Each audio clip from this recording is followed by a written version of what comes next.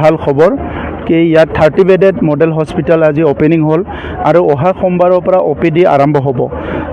আগৰ সময়বিলাকত এই health ইনষ্টিটিউশ্যনবিলাক important জেগাবিলাকত য'ত প্ৰয়োজন তাত নোহোৱাৰ কাৰণে ৰাইজে বহুত কষ্ট পাইছিলে আৰু এতিয়া এই খুব এটা ইম্পৰ্টেণ্ট এটা লোকেশ্যনত য'ত একদম গ্ৰাম্য অঞ্চল ৰাইজৰ মাজত এখন হস্পিটাল হৈ গ'ল।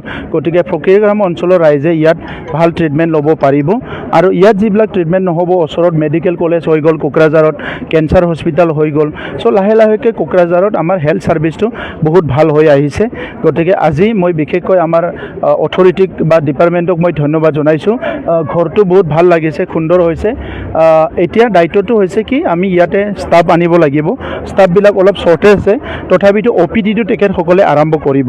গতিকে অনাগত দিনত আৰু আমি চেষ্টা কৰিছোঁ যে BTRৰ 40টা সমষ্টিত হেল্থ ছাৰ্ভিচটো যাতে ভাল হয়, কাৰণ বহুত দুখীয়া মানুহ আছে যিসকলে যাব নোৱাৰে।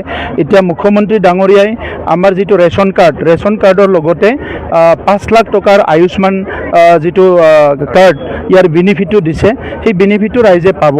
গতিকে মই মুখ্যমন্ত্ৰী ডাঙৰীয়াকো ধন্যবাদ জনাইছোঁ আৰু BTR চৰকাৰ হিচাপে আমি চেষ্টা কৰিছোঁ যে যিমানখিনি ইনফ্ৰাষ্ট্ৰাকচাৰ লাগে এই ইনফ্ৰাষ্ট্ৰাকচাৰখিনি আমি গঢ় দিয়াৰ কাৰণে আৰু এট দি ছেইম টাইম যিহেতু আমাক ডক্টৰ লাগে, টেকনিচিয়ান লাগে, তেখেতসকলৰ কাৰণেও বিভিন্ন ফেলোশ্বিপ বা বিভিন্ন আমি ডক্টৰৰ কাৰণে নিট পৰীক্ষা দিয়াৰ কাৰণে কোচিঙৰ ব্যৱস্থা কৰিছোঁ, ফ্ৰী কোচিং 50 জন ল'ৰা ছোৱালীক ছুপাৰ 50ৰ নামত।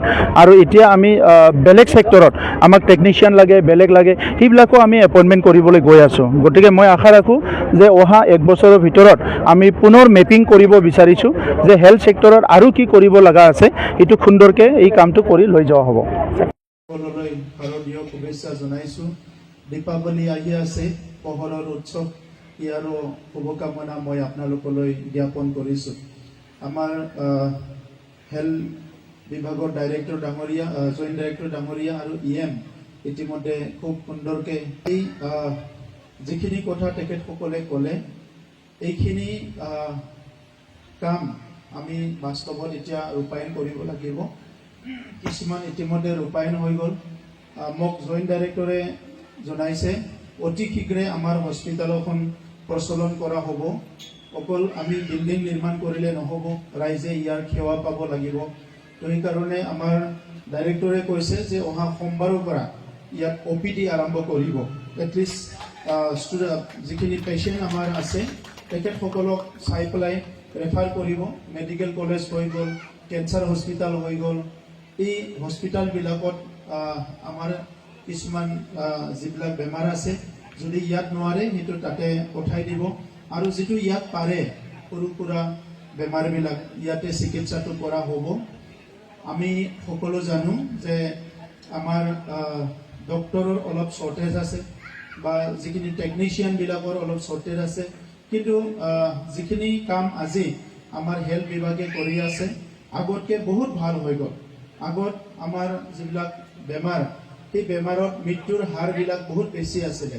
এতিয়া আমাৰ যিটো MMR আৰু IMR যিবিলাক আমাৰ ডেলিভাৰীৰ সময়ত আমাৰ মহিলাসকলে মাতৃ হোৱাৰ সময়ত মৃত্যুবৰণ কৰিব লগা হয় আৰু শিশু জন্ম পায়ে মৃত্যুবৰণ হ'ব লগা হয়। তেনেকুৱা কোকৰাঝাৰটো অল অসমতে আমাৰ বহুত বেয়া অৱস্থাত আছিলে, অল ভাৰততে। কিন্তু এতিয়া সেইটো বহুত ইম্প্ৰুভ হৈ গ'ল। তাৰ 78 বছৰত নোহোৱা কামবিলাক এতিয়া লাহে লাহে হৈ আছে। গতিকে ফকীৰগাম মানে বহুত লাকি হয়। ফকীৰগাম এতিয়া কাউন্সিল হিচাপেতো সমষ্টি আছে, MLA হিচাপে আপোনালোকে এতিয়া নতুন সমষ্টিত আহি গ'ল। গতিকে নতুন সমষ্টিত নতুন MLA আহিব, বহুত উদ্যম লৈ কাম কৰিব, বুজিছেনে? গতিকে হেল্থ ছেক্টৰত সকলো অলপ সজাগ হওক। আমাৰ কেঞ্চাৰ কিহৰ কাৰণে হয় আপোনালোকে জানে, কিছুমান খাদ্য বস্তুবিলাক চাব লাগিব। আমাৰ সাৰ পানী দিয়া যিবিলাক কেমিকেল সাৰ দিয়ে, এইবিলাক খাদ্যবিলাক কেমিকেল সাৰ দিয়াটো অলপ কমাব লাগিব। অৰ্গেনিক খেতিবিলাক কৰিব লাগিব আৰু স্বাস্থ্যৰ প্ৰতি সজাগ হ'ব লাগিব। আমাৰ এতিয়া চৰকাৰখনৰ হেল্থ ডিপাৰ্টমেণ্টত কৰি আছোঁ যে কিটো কেনেকৈ আমি কৰিব পাৰোঁ। আনপিনেদি এতিয়া কেঞ্চাৰৰ কথা আমাৰ বড়োলেণ্ড অঞ্চলত ৰাফ এটা হিচাপ আহিছে যে কেঞ্চাৰ পেচেণ্ট নাই। কেঞ্চাৰ বেমাৰী আমাৰ নতুন নতুন বহুত হস্পিটাল আহিছে। আমাৰ কোকৰাঝাৰতে এটা টাটাৰ হস্পিটাল চলি আছে আমাৰ পেচেণ্টবিলাকে বা যিসকলে কেঞ্চাৰ বেমাৰত ভোগে সেইসকলে চেন্নাই বা টাটাত যায়, মুম্বাই বা ভেলোৰত যায়। এতিয়া মই যিটো শুনিছোঁ আমাৰ কোকৰাঝাৰতে বহুত ভাল হৈ গৈছে কেঞ্চাৰ পেচেণ্টবিলাকক হেল্প কৰিবৰ কাৰণে, কাৰণ দুখীয়া মানুহৰ ঘৰত যেতিয়া কোনোবা কেঞ্চাৰ বেমাৰী আহে গোটেই পৰিয়ালটোৱে ধ্বংস হৈ যায়। সেইকাৰণে কেনেকৈ সহায় কৰিব পাৰে।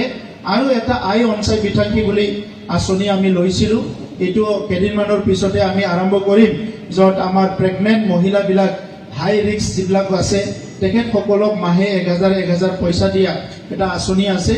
এই আঁচনিবিলাক লাহে লাহেকৈ আমি ৰূপায়ণ কৰিম।